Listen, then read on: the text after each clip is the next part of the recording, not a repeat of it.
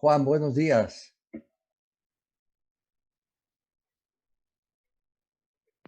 Juan, ¿me oyes? Oh, te oigo.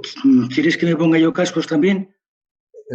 Si no reverbera, si no se acoplan, por mi parte no hay problema. Bueno, pues si veis que soy mal, me lo dices y cojo unos.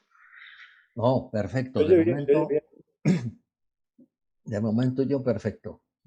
Ok, oye, perdonad que me había hecho la idea de que era la 1:30 y estaba tranquilamente leyendo. Nada, nada, no pasa nada. Suerte que estamos todos tranquilitos y sentados. Sí, eso sí, hoy me he quedado en casa, que además hace un día de perros, tranquilamente. En Barcelona también está el día totalmente lluvioso. Sí, sí, lluvia y viento. Bueno, yo creo que vamos a empezar porque es la 1:10. Pues nada, O cuando sea queráis. que, pues voy a hacerte una mini presentación, aunque todo el mundo te conoce.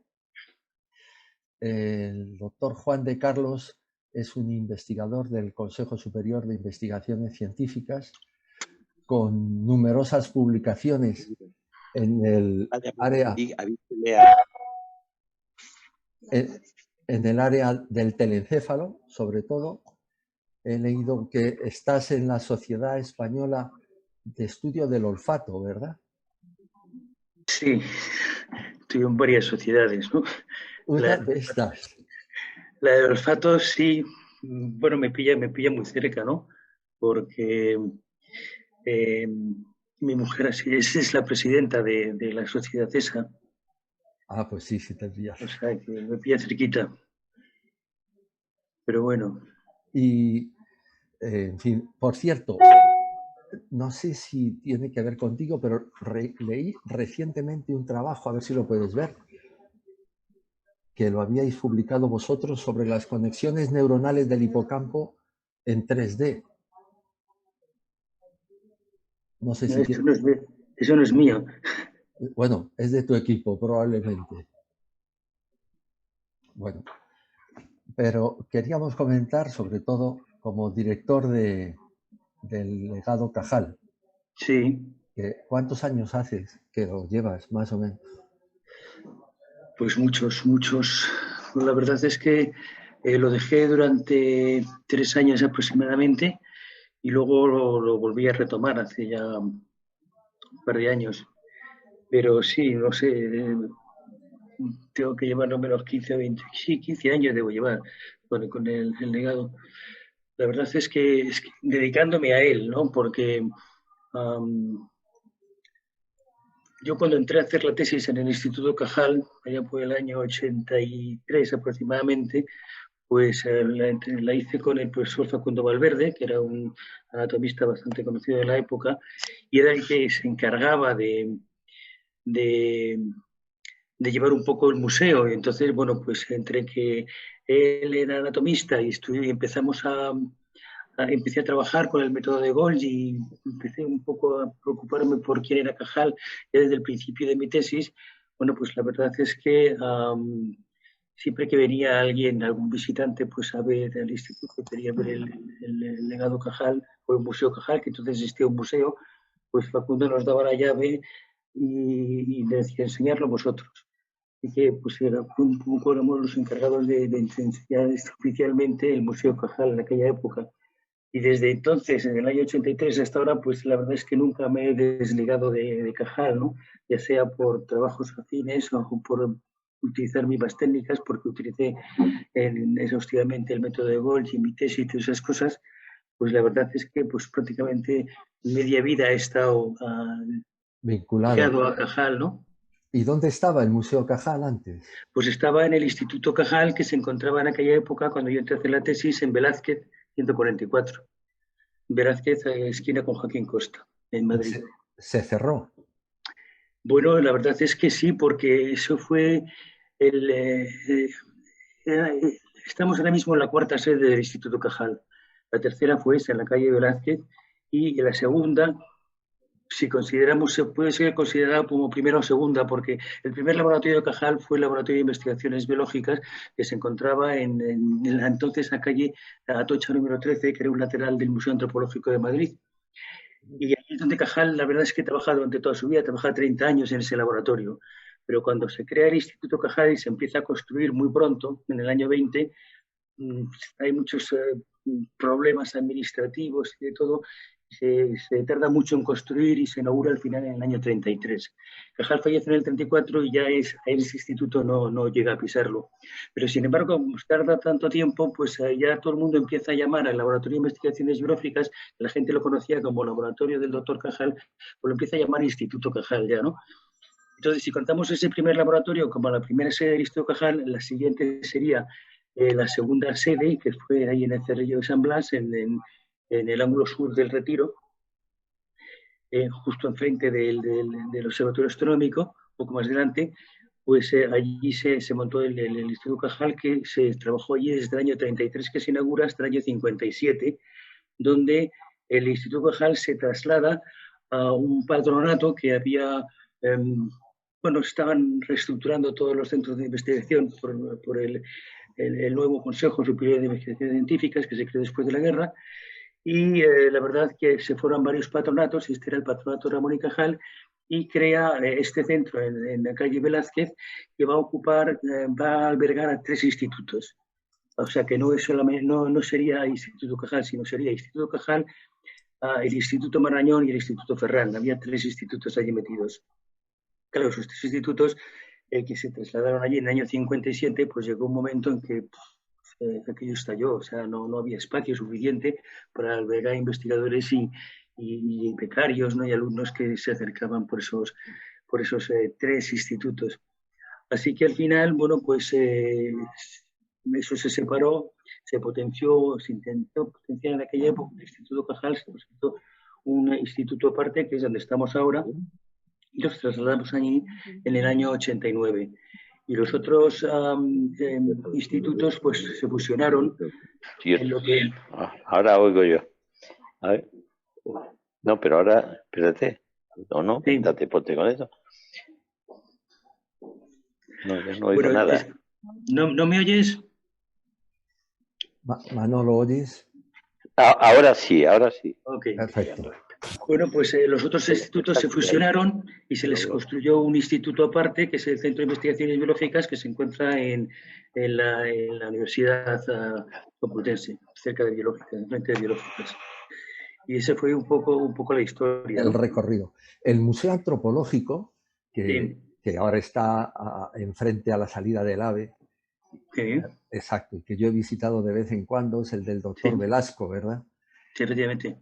Y ha tenido una historia impresionante, o sea, de grandes profesores, empezando por Esquerdo, Letamendi, toda esta gente. Ese museo que ahora, yo no sé, en Madrid, pero tengo la impresión de que se visita poquísimo. Yo creo que sí, que se visita poco.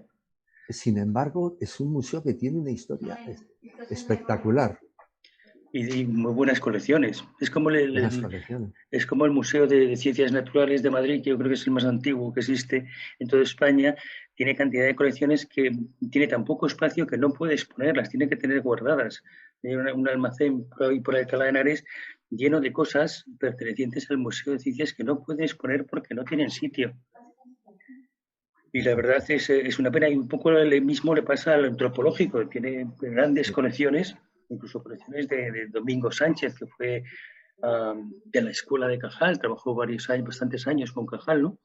Y fue un naturalista que estuvo por ahí por Sudamérica, y la verdad es que trajo muchísimas colecciones y muchas de ellas se encuentran en el antropológico. Y la verdad es que sí, es una pena. Yo, desde luego, cada vez que voy, hay 3 personas y a mí me encanta ir. Además está la casa de Cajal, donde vivió al lado. Al lado, claro. Con los sótanos y todo. El famoso palacete vendido hace unos 3 años, así, ¿no? Sí. Y justo enfrente, si nos ponemos en la casa de Cajal y miramos hacia el Retiro, porque justo tienes la calle que es Alfonso XII y justo enfrente tienes el Retiro ya, ¿no? En la parte sur. Si te pones mirándolo y no hay mucha vegetación, se ve lo que es el Instituto Cajal de Canto. Está justo enfrente, ahí en el cerrillo ese. Muy bien. Y ahí fue donde se inauguró el primer Museo Cajal, en el Instituto Cajal, ese mismo edificio. Y cuando en el 57 se trasladan a la calle Velázquez, pues el museo se va con el instituto y se monta el pequeño museo en Velázquez.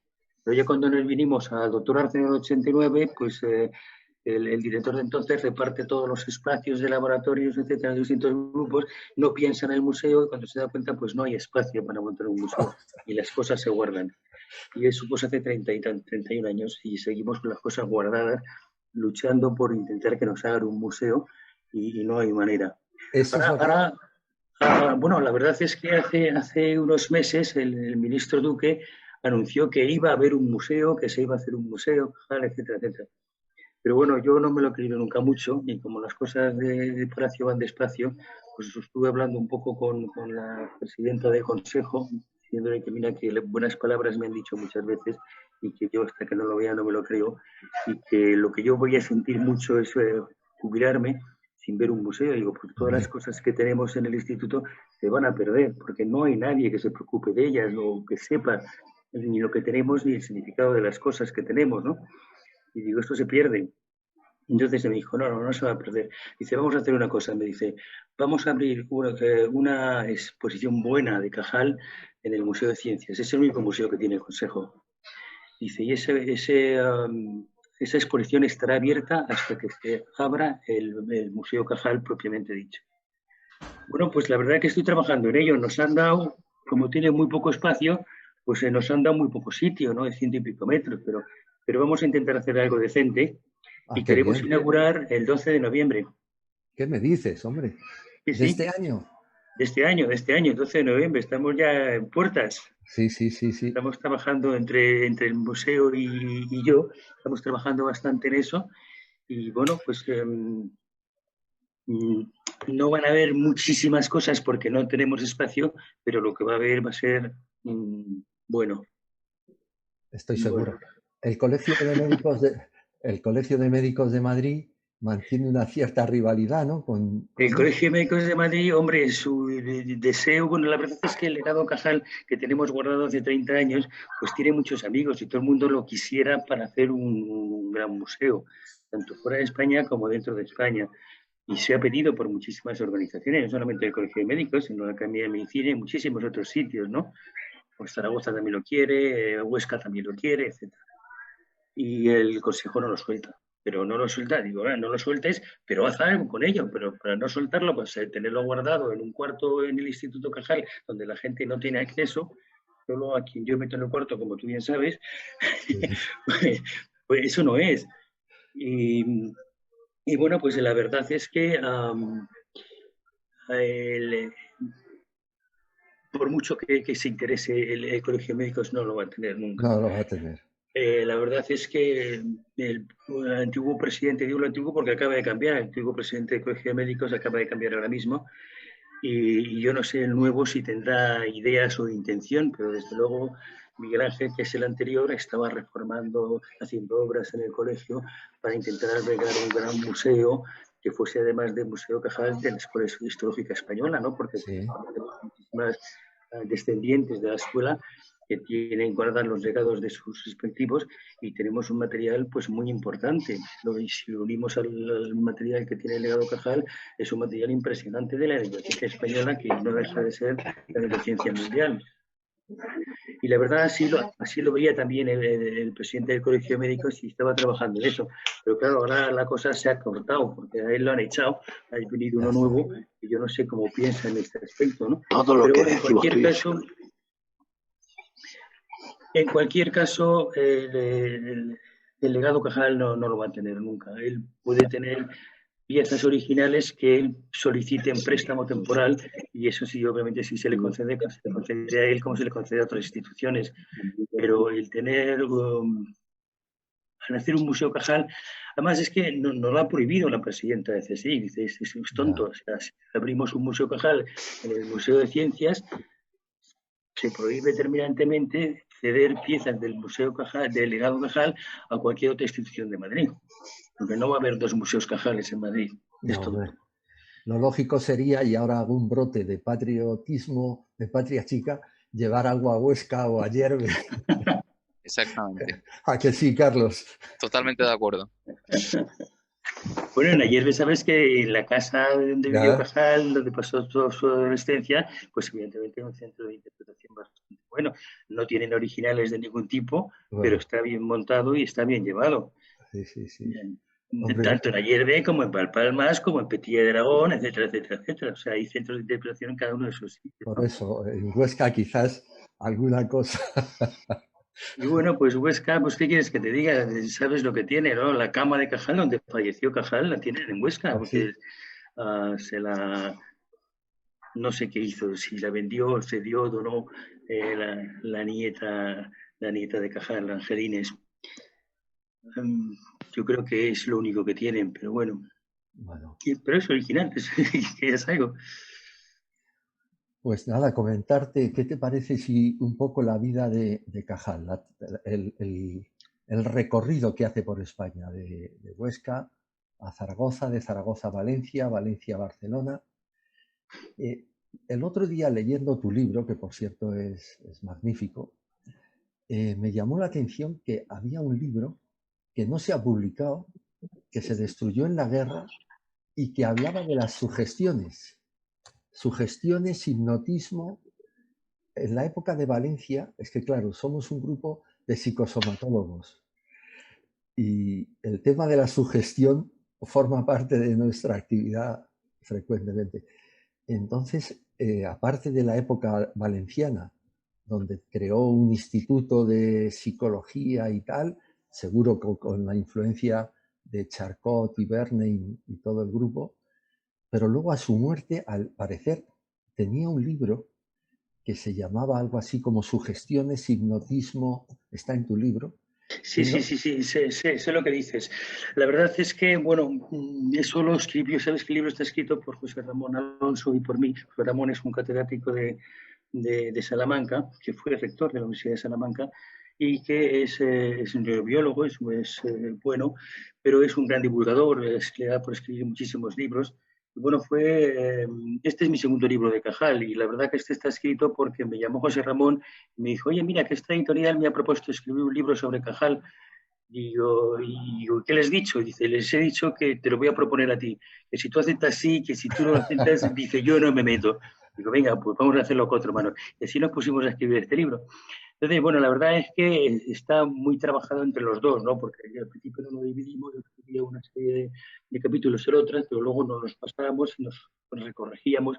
Y además, al escribirlo él desde Salamanca y yo desde Madrid, pues repetíamos muchas cosas. Entonces tuvimos que hacer muchísimas correcciones y estas cosas.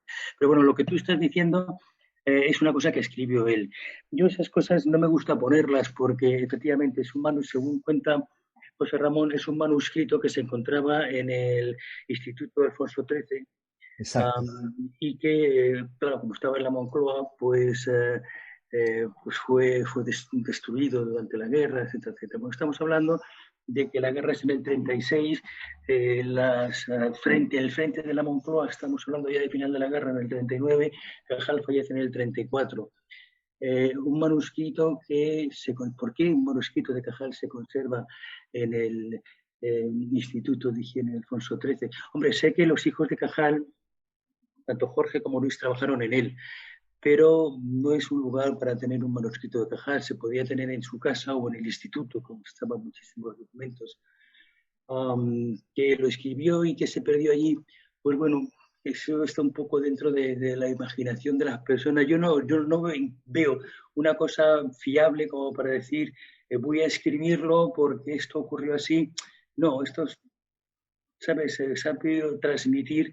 Um, yo no lo veo con demasiado sentido esa afirmación. En cualquier caso, que él lo escribiese o dejase escribir, que él escribiese muchas cosas que se hayan perdido, pues con toda seguridad sí. Cajal era infatigable, era incansable escribiendo y haciendo cosas. Conservamos muchas, pero estoy seguro que muchas de ellas se han perdido. Que era muy aficionado, bueno, pues la verdad es que Cajal se aficionó a todo. Todo lo nuevo le llamaba la atención y era un reto para él y todas las cosas que salían se metía en ellas. Y él, la verdad es que cuando las dominaba, las olvidaba, las dejaba, no se ateaba a ellas. Él la verdad es que empieza a hacer hipnotismo y sugestión y todas estas cosas cuando está en Valencia, como bien has dicho tú, ¿no? Incluso abre una especie de clínica en su propio domicilio, que al final pues acaba cerrando. Y luego al final él acabará un poco, aunque él creía en el hipnotismo y la sugestión, y de hecho él publica un trabajo, un paper en una revista científica, hablando de los beneficios de la sugestión y del hipnotismo en los partos, ¿no? Porque puedes tener partos sin necesidad de anestesia y para prevenir los dolores, etcétera, etcétera. Y la verdad es que él escribe un trabajo donde relata un caso, y ese caso él no lo dice en el trabajo, pero ese caso fue su mujer Silveria teniendo a uno de sus hijos, Enriqueta precisamente creo que fue, la tercera. Y su mujer pues tenía unos partos muy dolorosos y se le ocurrió pues hipnotizarla, y la verdad es que le fue bien. Y luego él pues eso lo publica. Pero luego él al final pues se acabaría dejando todo esto de la sugestión, e incluso acabaría un poco aborreciéndolo, como también contamos en el libro, pues porque asiste a muchísimas sesiones con medios y estas cosas, Sí, se da cuenta de que en la mayoría de las veces es toda una falacia, es una mentira, ¿no? Y bueno, pues eso es un poco la historia. ¿Que él dejase escrito algo interesante y se perdió? Pues mira, puede ser, pero no tengo la certeza. ya, ya, ya.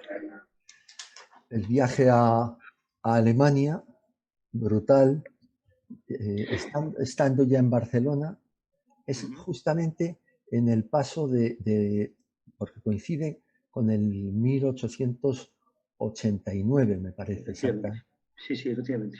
y hace el viaje a Alemania con fondos suyos, una cosa que al leerlo se ponen los pelos de punta, va al rector de la universidad y le dice, oiga, que quiero ir a Alemania, que vean lo que estoy trabajando.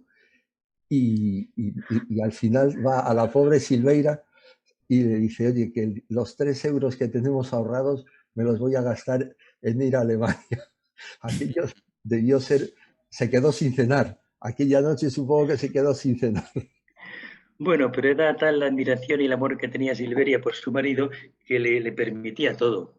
Sí. Y bueno, pues tenemos un Cajal jovencito que entonces no era nadie, que había hecho grandes descubrimientos en el 88, el año anterior, cuando él coge la cátedra de Barcelona y se empieza a estudiar de una manera sistemática y reglada el sistema nervioso con el método de Golgi, que eso empieza allí en Barcelona, pues en ese año 88 descubre cantidad de cosas que él se da cuenta, bueno, descubre los suficientes datos como para tirar por tierra la teoría reticular que existía que imperaba en aquella época, en beneficio de la individualidad de la neurona, que sería la teoría neuronal, ¿no? Pero claro, él no podía publicarlo. Él, de hecho, ayudado por su hermano Pedro, pues intentó publicarlo, pero no podía. ¿Por qué? Pues porque el idioma entonces científico en aquella época era el alemán. Cajal no hablaba alemán, lo podía entender si lo leía, evidentemente, pero no hablaba, y entonces escribir un trabajo en alemán, pues evidentemente pues, era un poco misión imposible. Aparte de eso, es que el trabajo que intentaba publicar, pues estaba intentando publicar un profesor español que no conocía a nadie dentro del círculo de los sabios de la época. Y lo tercero y más importante, se estaba metiendo con todas las creencias de la época, diciendo lo contrario de lo que los grandes sabios pensaban, con lo cual, evidentemente, esas publicaciones se las rechazaban siempre. Y él vio la puerta abierta cuando al año siguiente, en el 89, pues se celebra el gran congreso de anatomistas en Berlín. Entonces dice, bueno, esta es la mía, yo tengo que ir a Berlín con mi microscopio y mis preparaciones y enseñarles a esa gente que lo que están publicando pues no es cierto. Enseñarles mis preparaciones que se ve claramente que no es cierto lo que ellos están diciendo. Entonces, efectivamente, pues habla con el decano de la Facultad de Medicina de Barcelona y, hombre, no le dice, págame el viaje que quiero ir a Berlín, no dice, ayúdame a ir a este Ayúdame. congreso en representación de la Universidad Española. Sí, sí, Pero claro, sí. ni por esa, el Y por decano le dice, eso. mira, tenemos 2 duros y no te los voy a dar a ti para que te los gastes en viaje.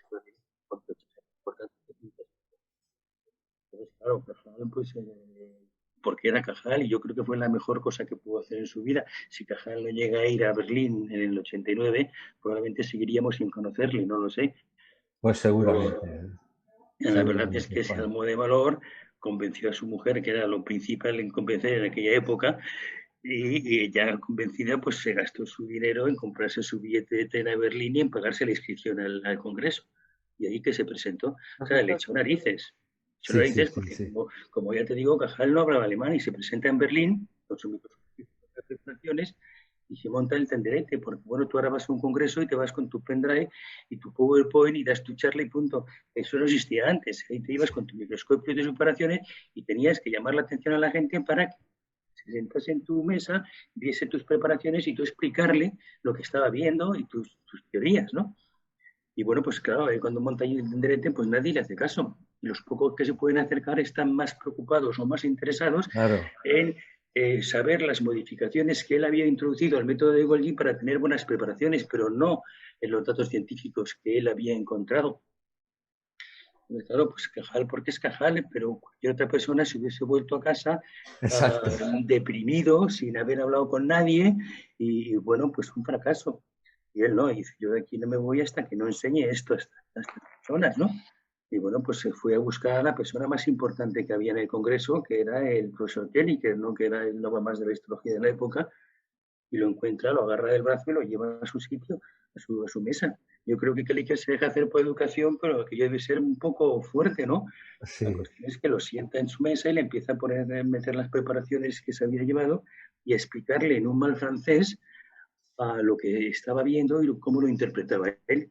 Claro, Kelliker no era tonto y enseguida le llama la atención y empieza a ver las preparaciones buenas y está escuchando y ve que tiene sentido lo que le está diciendo, y la verdad es que no se levanta de la silla que Cajal, hasta que no se le acaban todas las preparaciones que Cajal había llevado en esa caja.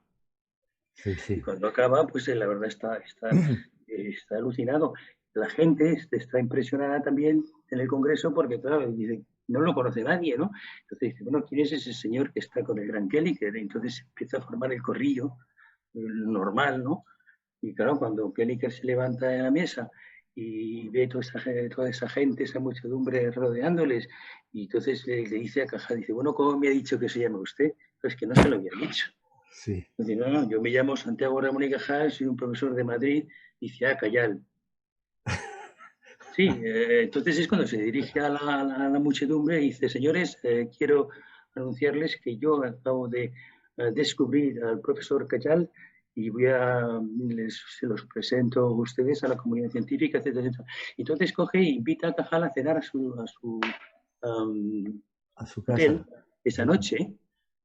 Y entonces Cajal evidentemente acepta y esa noche pues le presenta una serie de investigadores importantes de la época en este terreno que luego serían muy amigos de Cajal, ¿no? Entonces ya Cajal pues empieza a ser conocido. Y otra de las anécdotas es que Cajal, si conocemos a Cajal como Cajal y no como Ramón o Ramón y Cajal, desde ese momento, porque Kelliker da a conocer a Cajal como Cajal. A lo mejor pensaba que Ramón era nombre o vete a saber, él se queda con el apellido de Cajal y lo da a conocer como Cajal. Todo el mundo lo conoce como Cajal. Antes de esa fecha, los escritos y dibujillos que podía tener Cajal los llamaba como Santiago Ramón. A partir de esa fecha será Cajal o Ramón y Cajal o Cajal solamente. Y así se dará a conocer. Luego eso pues le vendrá bien porque llega un momento determinado en su vida que hay tres Cajales publicando al mismo tiempo. Uno es su hermano Pedro, que firmará como Pedro Ramón. Sí, Otro es él, que firma como Cajal, y otro es su hijo Jorge, que firmará como Jorge Fañanás, quizá el apellido de la madre o su segundo apellido. pues tengo Pero esa es la historia de Cajal en el en Alemania. 89 en Berlín, que si no llega a ir y si no llega a tener esa resolución de yo desde aquí no me voy sin enseñar esto, pues Cajal no sería Cajal.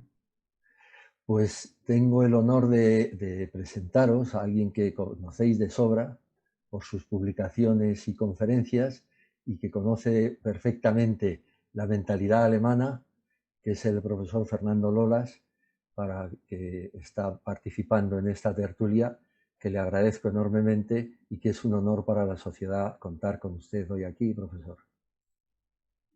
Agradezco, doctor Martínez, y aprovecho de preguntarle al profesor de Carlos, ¿es cierto que Kelliker dijo que gracias a que había visto lo de Cajal, él iba a aprender la lengua española? Tenemos De esa hecho, anécdota por acá. de hecho lo hizo. aprendió español, Kelly llegó a aprender español para poder leer a Cajal sin tener que esperar a que tradujesen sus trabajos. O sea, Cajal, es yo, cierta evidentemente... la anécdota. ¿Mm? Es cierta la anécdota, entonces. Es cierta, es cierta, es cierta. Sí.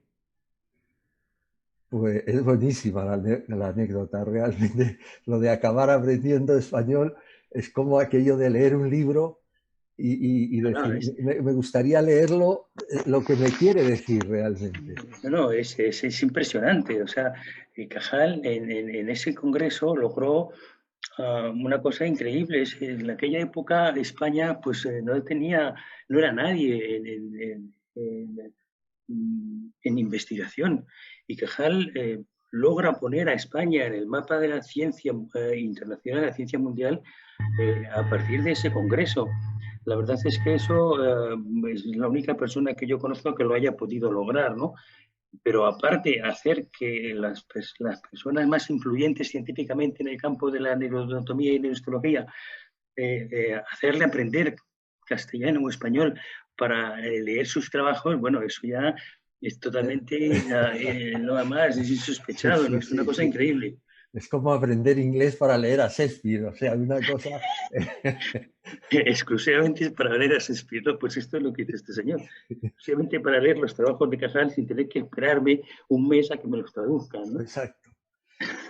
Oye, la figura de Simarro, que en el libro suyo de Cajal a los 80 años, o el mundo visto a los 80 años, me llama la atención que dice, ahora estoy dudando, no sé si lo he leído en ese libro de él o he leído alguna referencia tuya o de algún otro autor, que dice, Simarro murió sin que yo pudiera agradecerle todo lo que le tendría que haber agradecido. Esto Sí, es buenísimo, ¿eh?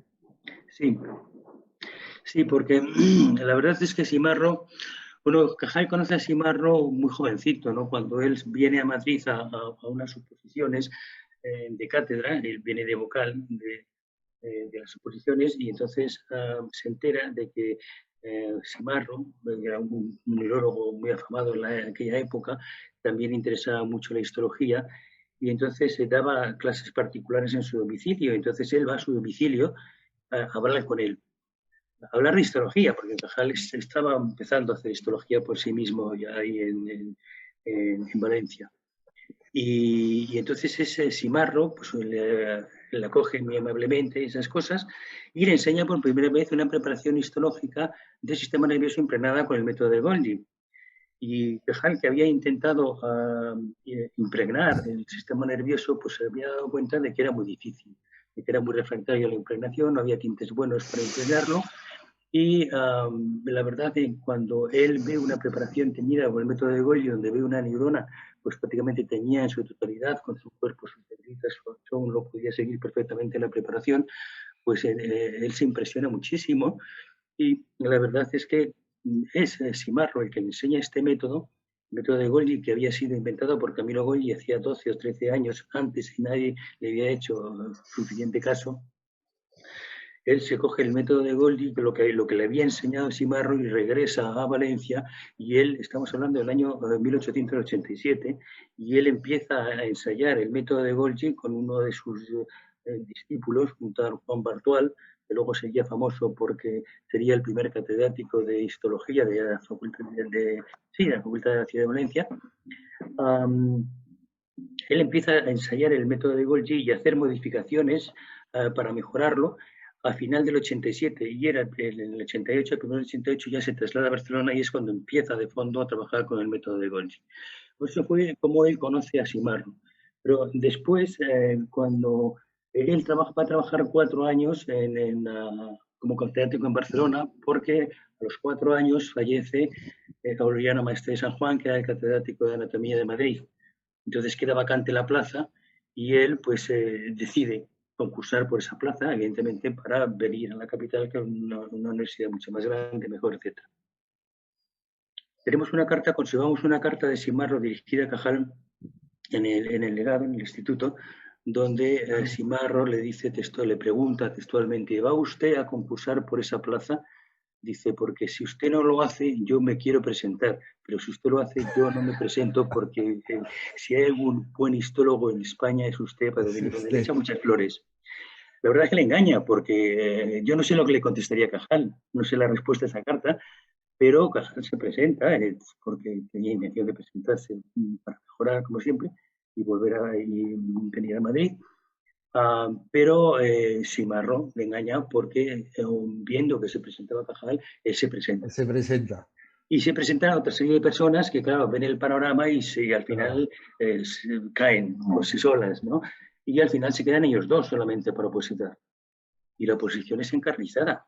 Pero creo. Las oposiciones en aquella época, bueno, pues iban el opositor con sus amigos, que lo tenían en plan clan, donde estaban ahí animando al opositor, etcétera, etcétera. Pero es que cuando acababan la sesión de los opositores, a la salida los dos bandos se pegaban a tortas. O sea, era muy duro aquello, ¿no? Y bueno, la verdad es que es como que se enemistan opositando. Es una oposición muy dura que se extiende muchísimos meses, hasta el punto de la anécdota de que Cajal casi la deja. No, se olvida de la oposición. Y lo deja porque, claro, él está trabajando en Barcelona y él tiene, pues, no sé si tenía ya 7 hijos o tenía 6, pero bueno, en cualquier caso, eran muchos hijos, dejaba a Silveria sola en Barcelona, se tenía que venir a Madrid a opositar, pasaba un mes, pero 2 meses, claro, que yo no se acababa nunca, y claro, él no tenía ya ni dinero para mantener a su familia allí, mantenerse en Madrid, estaba ya desesperado, y al final, pues, va a hablar con su padre, con el cual estaba enfadado, y no se hablaba. Al final va a Zaragoza y dice su padre, mira, lo dejo. Entonces su padre, que era también un hombre de armas tomar, dice, ni de coña lo dejan. Dice, eso es lo que ellos quieren, que lo dejes. Dice, mira, vamos a hacer una cosa. Dice, ya sé que la cosa es dura, que no puedes mantener a tu mujer allí, tú en Madrid. Dice, tráeme a tu mujer y a tus hijos a casa, a Zaragoza. Yo cuido de tu mujer y tus hijos y tú te vas a Madrid y acabas la oposición. Y efectivamente es lo que hace Cajal. Deja a su mujer y a los hijos en casa de su padre y él se viene a Madrid y saca la oposición, claro que la saca. Luis, me parece, profesor de Rivera, creo que quería hacer una pregunta. Sí, la mano. Sí, qué perceptivo eres. Muchas gracias. Muchas gracias. Muy bien. Juan, me ha gustado, antes cuando habéis hablado de los idiomas, se cuenta que Freud aprendió español para poder leer directamente a Cervantes. Y Freud tuvo una cierta influencia en Ramón y Cajal, aunque habló muy poco de él y lo poco que dijo fue para decir que era todo mentira, que era falso, que todo eso era... Sin embargo, Ramón y Cajal se molestó en escribir sus sueños. Durante muchos años estuvo escribiendo, redactando sus sueños y cuando murió el paquete, el legajo de sueños fue a parar a José Rayo. José Rayo fue, como sabéis, el introductor del psicoanálisis, o uno de los instructores del psicoanálisis, el primer jefe de servicio en la Fundación Jiménez Díaz, que tuvo los papeles de los sueños de Ramón y Cajal guardados durante mucho tiempo en su despacho, hasta que finalmente fueron redescubiertos por sus colaboradores. Hay un libro precioso que se llama Los sueños de Cajal. ¿Lo conocéis? Escrito por José Rayo. Lo tenéis todos. ¿No? Sí. Pero me pareció que era interesante ese fenómeno de Ramón y Cajal. Por un lado, desprecia olímpicamente el psico, como eso obviamente no tiene nada que ver con la ciencia, y por otro lado, se molesta en recoger, redactar sus sueños. Quería comentar eso. Eso es cierto. Es realmente muy curioso, efectivamente. Yo había leído ese desprecio que sintió por Freud y también tengo el libro. Bueno, tampoco era desprecio, él no se creía sus teorías, pero bueno, dentro del mundo de la ciencia te crees a unos y a otros no, pero no tienes por qué despreciar al sujeto, ¿no? Exacto.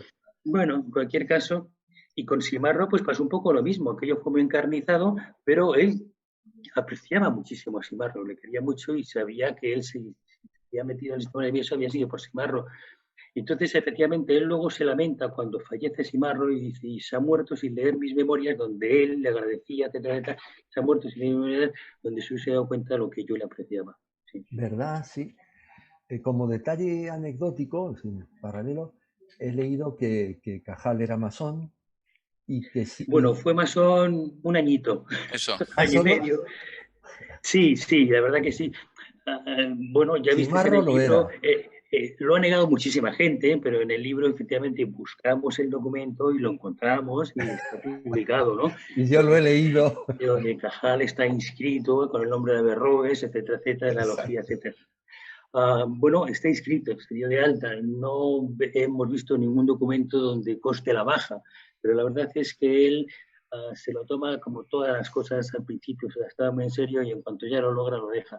La verdad es que después pasa olímpicamente de los masones, incluso se lo echa en cara porque Simarro era también masón y además era... un alto cargo. Altos, tiene una jerarquía alta dentro de las logias masónicas, etcétera, etcétera, y entonces él se lo echa en cara diciendo que está perdiendo el tiempo, que podía dedicarse a otras cosas, ¿no? Ciencias más importantes que la masonería. Etc. Carlos, ¿querías hacer una pregunta? Sí, pues gracias, ya que estamos. Buenos días a todos.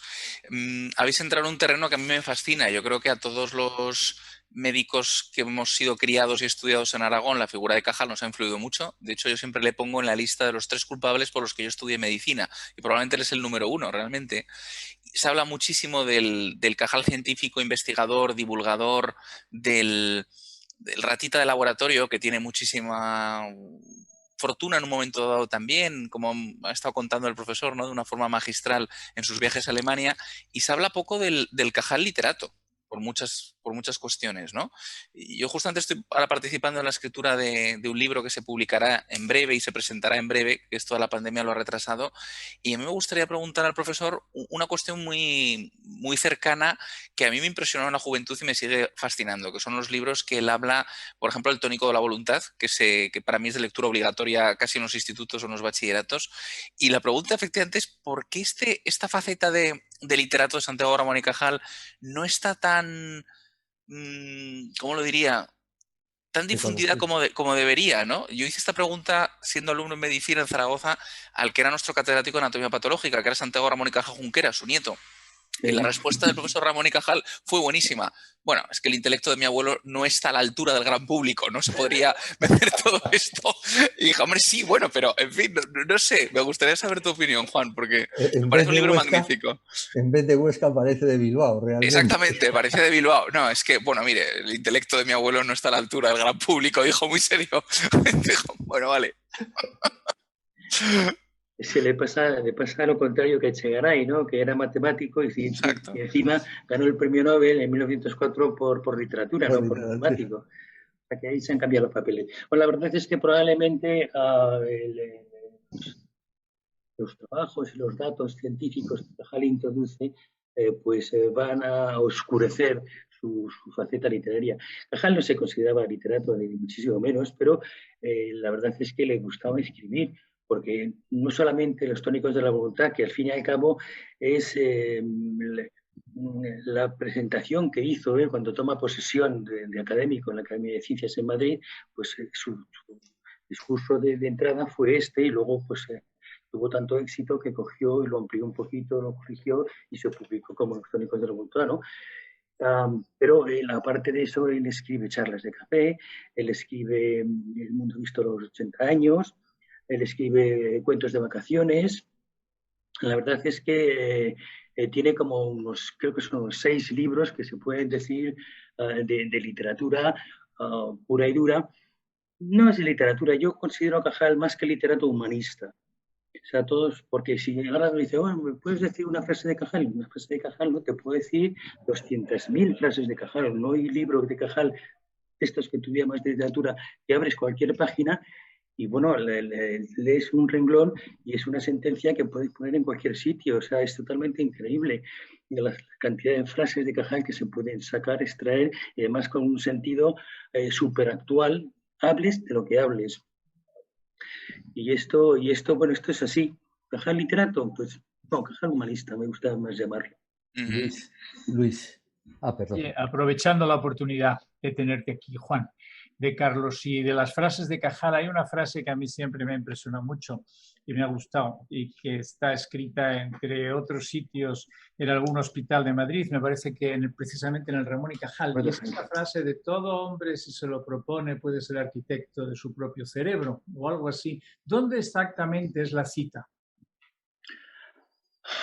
¿Se podría encontrar? ¿O es una frase apócrifa que nos hemos aprendido de memoria? Y que no, se podría encontrar, está escrita, ¿no? Pero yo no soy una enciclopedia, tendría que buscarlo. Efectivamente te puedo decir, todo hombre puede ser, si se lo propone, escultor de su propio cerebro. Escultor de su propio cerebro. Sí. Y evidentemente eso está escrito.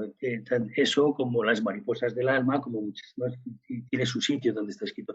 Ahora no te puedo decir ahora mismo, no sé si es en reglas y consejos, no sé, tendría que buscarla. Bueno. Sí. Si alguna vez la encontrara me encantaría, porque yo la he citado en un escrito reciente mío y digo, ¿dónde? Yo lo sé porque lo he oído tantas veces. ¿Dónde lo escribió Cajal? Bueno, lo seguiremos buscando. Muchas gracias. Nada. Si lo encuentras me lo dices, por favor. Sin duda. Fernando. Sí. Fernando. Sí, Manolo. Esa frase está en la entrada del Hospital Ramón y Cajal, en el frontispicio interior del salón de entrada, sí, con letras de 1 metro de alta. Lo que no hace es, como dice Luis, que no está la referencia del lugar completo de sus escritos. No, exactamente. Por eso sería muy de agradecer que si alguien la encuentra lo diga. Yo lo he citado muchas veces, pero no he tenido la referencia. Bueno, muy bien. Lo buscaré. Oye, Juan, esto que comentaba de la laboriosidad extrema de Cajal, sin embargo, en el libro vuestro y en sus publicaciones llama la atención que era un tertuliano brutal, que a las 7 de la tarde se iba a la tertulia en Madrid, al café suizo, al café, no me acuerdo de los nombres, sí. A lo mejor al café Gijón, que son los típicos. Sí, tuvo varios que frecuentó, sí. Y que los camareros le protegían cuando ya era premio Nobel, en fin, de que la gente no le abrumara. Y digo, bueno, o sea, a las 7 de la tarde, primero a su mujer, que desde luego era una santa, ahí después de trabajar todo el día a las 7 me voy yo solo a una tertulia a hablar de política. Sí, pero fíjate que era muy reglado, o sea, él no se iba a las 7 y volvía a las 11 de la noche, se iba 1 hora. Ah, se iba 1 hora. Iba a las 7 a 8 a lo mejor. Sí, era así. O sea, que no creas que su mujer lograba echarlo de menos, por lo menos cuando se iba al café. O sea, otras cosas yo creo que se le podía echar de menos cuando se ponía a trabajar, que ahí sí que se le daban las horas muertas, efectivamente. Y luego porque él no solamente trabajaba en el laboratorio que le construyen ya aquí en Madrid, sino que él llega a su casa y si le da por meterse en su cuarto con el microscopio, tiene muy buenas. Y luego, el tema político, aunque, en fin, hablando en macro, en su libro La vida vista a los 80 años, El mundo visto a los 80 años, tiene una dureza extrema con los nacionalismos, empezando por el catalán, donde había vivido, y llama la atención realmente. De hecho, dice algunas frases que tienen todo el sentido hoy también. Le proponen para ministro, no acepta felizmente, porque así pudo seguir trabajando, pero tenía cierta tendencia política, un patriota absoluto, desde luego.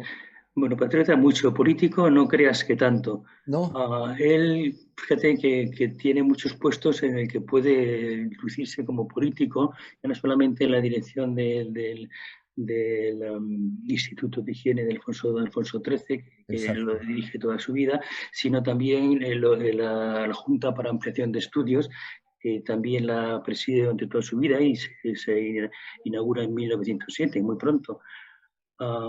Y la verdad es que a él lo que le interesaba y donde hizo muchísimas cosas fue por bien de la ciencia y de los científicos.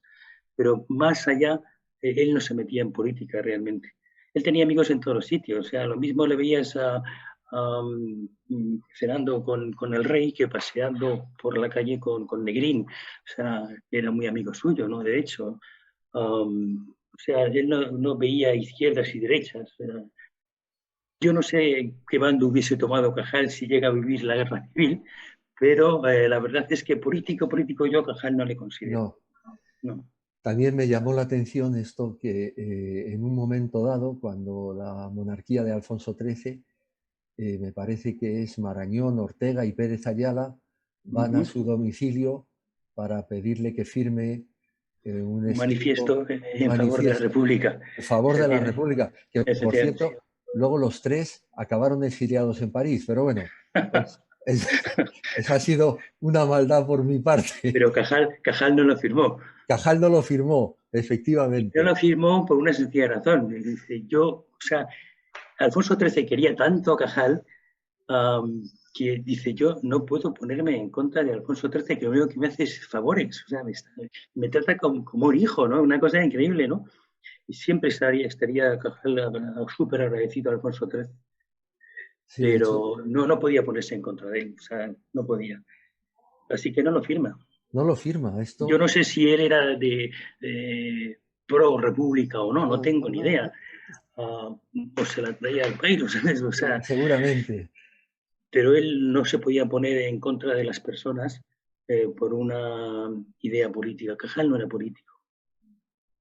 No, a mí me llama la atención porque me imagino una reunión de Marañón, de Ortega, de Pérez Ayala en tu casa diciéndote, venga Santiago, firma, y decir que no firmo, pues hay que tener, bueno, Aragonés, claro. Efectivamente, así fue. El otro día, como tú sabes, Juan estuvo con nosotros en una tertulia como esta, descafeinada, porque lo que nos gusta es hacerla presencial mientras comemos. Pero estuvo con nosotros una discípula tuya, una doctora brillantísima que dirige el Centro Achúcarro de Bilbao, que es la doctora Amanda Sierra. Y Amanda Sierra. A ver. Y me gustaría que hablaras de médicos ilustres, que la ha puesto hoy y a la una. Me gustaría, gracias Carolina, me gustaría que hablaras de sus discípulos, compañeros, especialmente porque me parecen las figuras más brillantes, pero bueno, seguro que puedo estar equivocado, que son Pío de Río Ortega y Nicolás Achúcarro, que me parece... Bueno, fíjate que Cajal crea escuela, la Escuela Histológica Española, Escuela de Cajal, una escuela muy potente en el sentido de que era gente muy, muy buena. Nunca ha habido una escuela así en el mundo, porque fíjate que ninguno consigue el Nobel, pero dos de ellos fueron nominados al Nobel. Ser nominado al Nobel no es fácil. Entonces, fíjate, nos encontramos que Pío del Río Ortega fue nominado 2 veces. Pero es que nos encontramos que Lorente de No fue nominado 6 veces al Nobel. 6. No lo sabía, ¿qué me dices? Lorente No, increíble. Y luego de Castro no fue nominado nunca, pero sin embargo fue el que descubrió el primer quimioreceptor sanguíneo, el glomus carótido. Y la verdad él lo encuentra, lo describe y lo pinta fenomenalmente, histológicamente, etcétera, etcétera. Y luego hay un fisiólogo, Heymans, que está interesado y que incluso viene a España a su laboratorio y luego le invita a Gante, a De Castro, para que le enseñe cómo acceder quirúrgicamente al glomus para poder registrarlo y estudiar la fisiología del glomus. Todo eso lo hace De Castro, le enseña, etcétera, etcétera. Y luego, en el 38, en plena guerra civil, le dan el Nobel de Fisiología y Medicina a Heymans por sus trabajos con el glomus carotidium, o no proponen a De Castro cuando es un Nobel que debería haber compartido, porque uno lo descubre, lo describe, le enseña al otro, el otro lo registra y le dan el Nobel al otro. Bueno, yo no sé si sería cuestiones políticas, fue en plena guerra civil, pero quiero decirte que ya tienes 3 personas dentro de la escuela de Cajal que fueron terriblemente reconocidos. Aparte, hay otras personas que no fueron nominadas al Nobel, como puede ser Achúcarro, que acabas de mencionar también, pero el pobre hombre es que falleció muy, muy pronto, ¿no? Falleció muy joven. Pío Río Ortega fue discípulo de Achúcar, de hecho. Sí.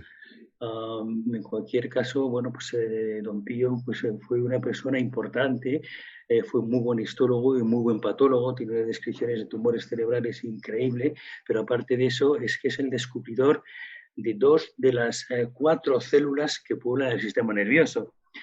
quitamos a las neuronas y quitamos a los astrocitos, dentro de la glía tenemos los astrocitos, la oligodendroglía, que es la que forma la vaina de membrana, que es, la oligo es descubierta y descrita por Piedro Ortega, y la microglía, los famosos microglía, que son los fagocitos del sistema nervioso, que también son descubiertos por Piedro Ortega.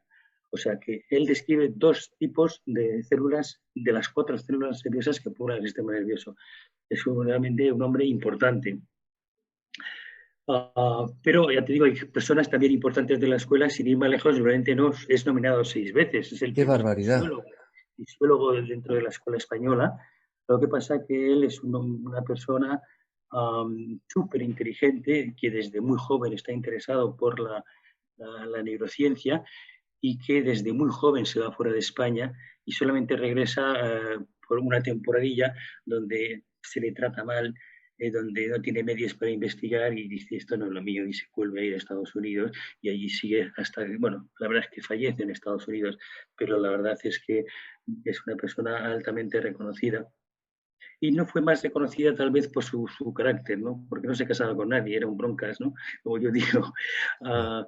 Pero fue francamente espectacular. Espectacular. Con Río Ortega tuvo sus más y sus menos, ¿no? Sí, sí. También yo creo que está un poco mitificado la bronca que tuvo Cajal con Río Ortega y esas cosas. Ahí hubo muchos factores de por medio. Tenemos que tener en cuenta que bueno, pues Río Ortega era una persona un poco introvertida, un poco apocado. Él iba al laboratorio y ahí trabajaba él solo y esas cosas, no se metía con nadie, era muy trabajador, pero tenía, no quiero llamarlo defecto, ¿no? Pero tenía una peculiaridad y es que era homosexual. Una cosa que él nunca esconde, porque él tenía una pareja estable, un señor, que cuando le invitaban a Pío a dar una conferencia, se llevaba a su pareja, que se sentaba en primera fila, siempre se lo llevaba. O sea, una cosa que él nunca escondió. Pero claro, él va a trabajar al laboratorio de Cajal y bueno, pues los becarios, la gente joven que iban por el laboratorio, pues le tomaba el pelo.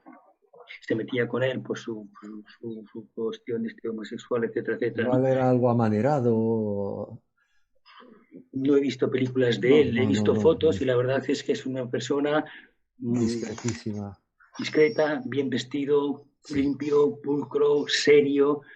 Ves sus trabajos y son increíbles. O sea, no hay nada que diga, bueno, que le puedas meter manos al hombre, ¿sabes? Dices, chapó. Entonces, ya digo, él no se metía con nadie, pero sin embargo sí se metían con él, le tomaban el pelo, no sé cuántos. Y la verdad es que Cajal no estaba 24 horas en el laboratorio, él iba a su cátedra, daba sus clases, en fin, luego pues, cuando pasaba por el laboratorio, pues tenía su gente de confianza y uno de ellos era Tomás, que era pues un poco el mozo, el portero, la persona de confianza de Cajal, una persona que debía ser de armas tomar, que era manco, y Cajal había conocido en la guerra de Cuba, cuando estuvo en Cuba, y que allí debió perder la mano. Y pues cuando regresaban a España, pues le debió pedir trabajo a Cajal y Cajal lo contrató y lo puso allí un poco para llevar el laboratorio. Y era su mano derecha, o sea, no científica, pero sí en cuestión de hombre de confianza, ¿no?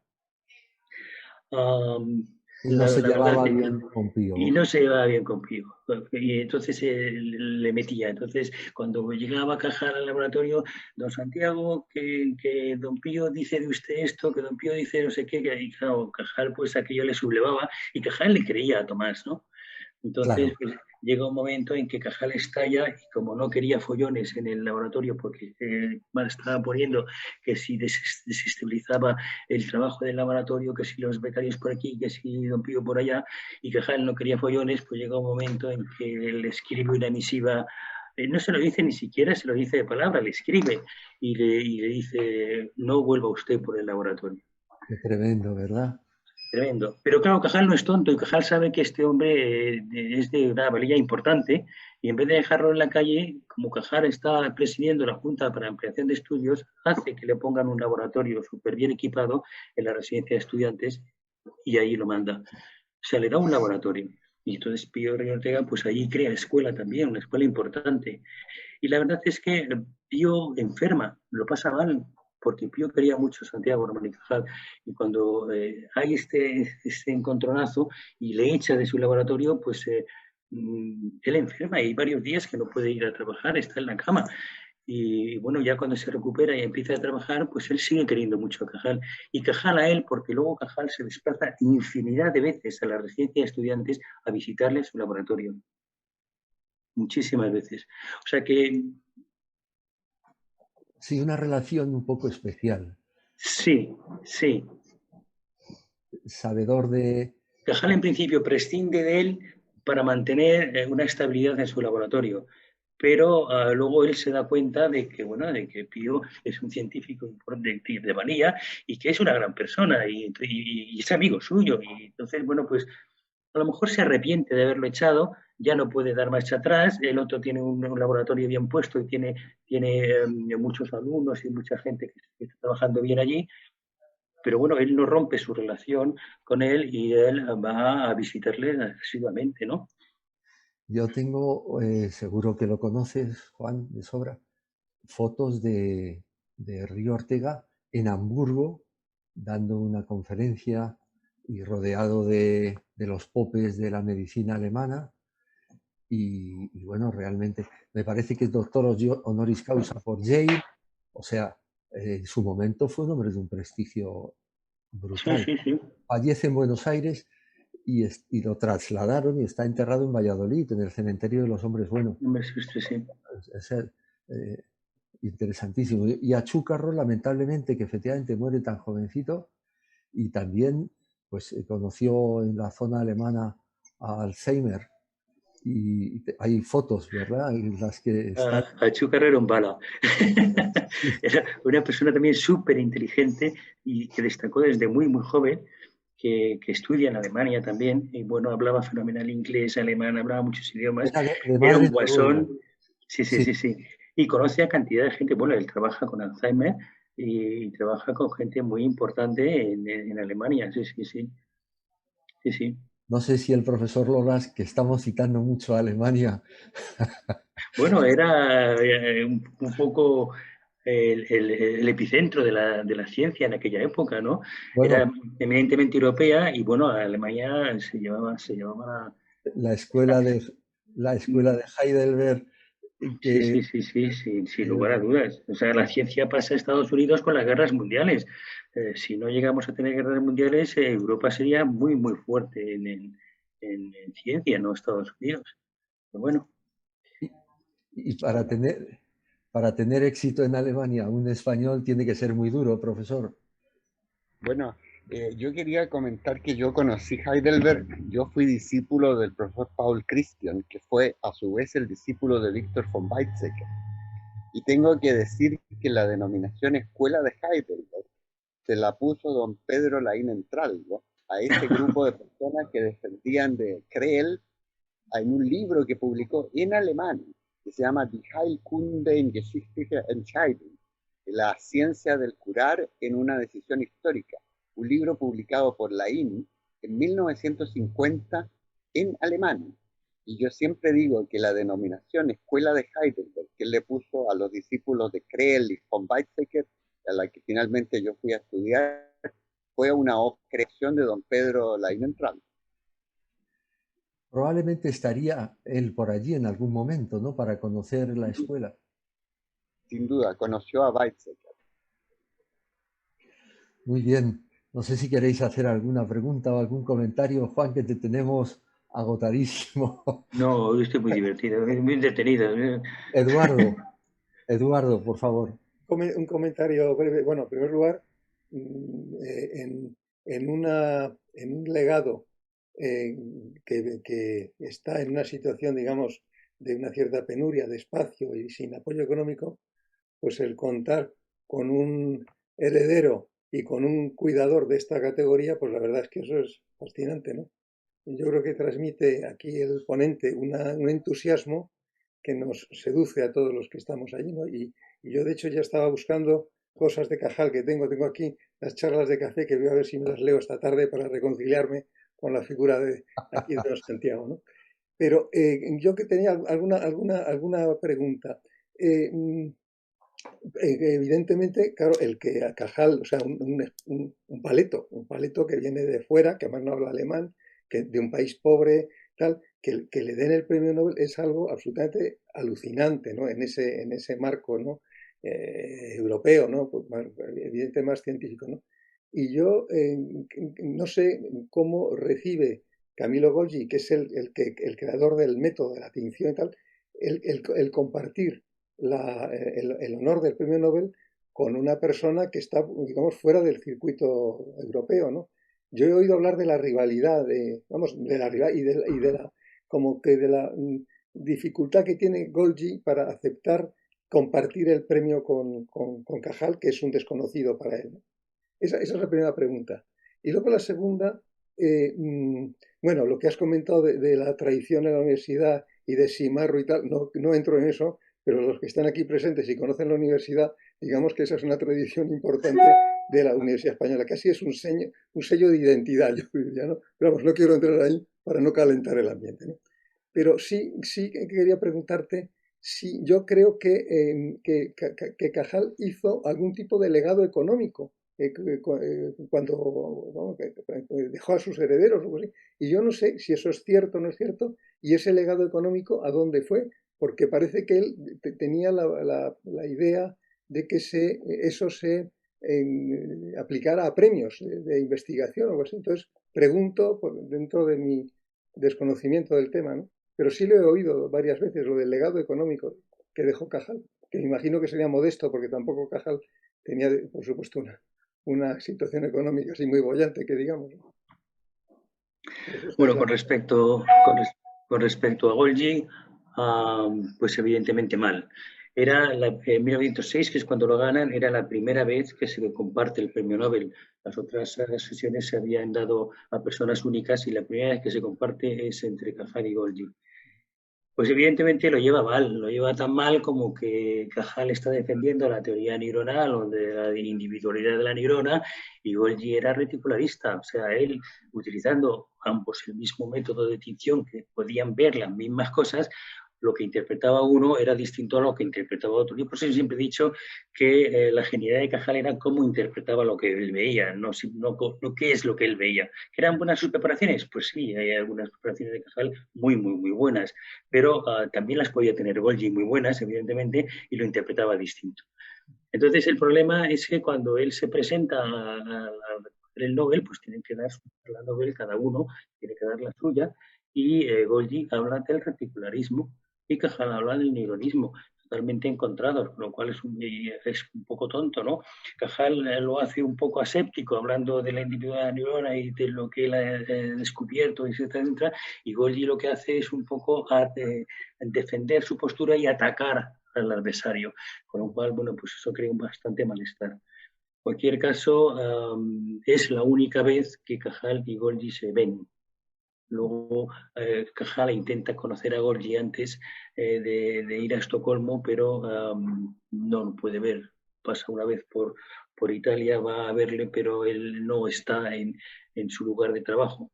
Golgi era también senador, y entonces se desplazaba mucho a Roma y estas cosas, ¿no? Entonces no lo logra ver, no lo logra encontrar, nunca logran hablar a solas. Así que, bueno, es un poco la historia entre Cajal y Golgi, que siempre han estado un poco peleados. Y luego con respecto a lo de si Cajal deja dinero para premios, pues sí. Sí, por lo menos en el testamento deja un cierto dinero para que se den a serie de premios, etcétera, etcétera. No sé qué pasó con aquello. No sé si se llegaron a dar alguna vez o no. Esa pista, pues la verdad es que no la he seguido, pero desde luego actualmente para nada. O sea, no se sabe nada. No, eso no se sabe absolutamente nada. ¿Tenéis alguna pregunta, algún comentario que hacer? Adelante, Luis. Quería decir, ¿se me oye? Sí. Siguiendo, bueno, me ha gustado mucho todo, he aprendido muchísimo. y se me han formado nuevas conexiones, nuevas esculturas cerebrales, y siguiendo una mala y buena costumbre mía, al mismo tiempo que escuchaba, estaba dando vueltas a la famosa frase de todo hombre puede ser, si se lo propone, escultor de su propio cerebro, y la he encontrado. Está ¡Ostras! en Reglas y consejos sobre investigación científica. Exactamente, página 15. Sí. Bueno, muchísimas gracias. Me alegro mucho de poderos regalar la referencia, porque la frase ya la sabéis todos. Y agradecer de nuevo a Cajal y a su intérprete, el profesor Juan de Carlos, y a todos, y al gran organizador, a Fernando Martínez Pintor, por la reunión. Ha estado muy bien. Siento perdernos la comida, pero en fin. Sí. Juan, bueno, te quiero agradecer. Profesor. Y yo quería también agradecer a usted, doctor Martínez, por haberme permitido asistir a esta excelente conferencia. Gracias, profesor de Carlos. Y a propósito de Pío del Río Ortega, recuerdo haber leído un artículo de Pío Baroja a propósito de la responsabilidad social del científico. Decía, Pío del Río Ortega era de esas personas que se preocupaban solo por lo que hacían, pero no le interesaba para nada la sociedad española de su época. Había grandes problemas políticos en esa época y él hacía pajaritas de papel. Sin embargo, era un buen científico. ¡Qué bueno! Bueno, la verdad es que dentro de la escuela de Cajal había personas que eran totalmente apolíticas, eran grandes científicos, pero luego había otras personas que sí eran políticos, ¿no? Y luego se vio en la guerra, ¿no? Como se dividieron en bandos, pero los que no se fueron de España tranquilamente a poder trabajar a otros sitios y se acabó. Pues muchísimas gracias a todos, al profesor Fernando Lolas desde Santiago de Chile, un honor tenerle con nosotros, al profesor Juan de Carlos. Si estuviéramos en Madrid y hubiéramos comido juntos, te haría entrega de esta placa. Oh, qué bonita. Que prometo llevarte cuando pueda. Cuando pueda ir a Madrid. Cuando pase la que está cayendo. Pase a saludarte por el Instituto Cajal. Cuando queráis, ya sabéis dónde está su casa. Y si os interesa Cajal y podéis, el día 12 de noviembre queremos inaugurar en el Museo de Ciencias. A ver si las cosas están más calmadas y podéis pasaros. Muy bien. Bueno, este es el libro del doctor Juan de Carlos. Un precioso libro, realmente. Muchísimas pues gracias a todos. Ha sido un placer compartir. Muchas gracias, profesor. Esta mañana. Nada, a vosotros. Encantado, y he visto que se puede comprar en Kindle por 9,49 y lo voy a pedir ahora mismo, el libro tuyo.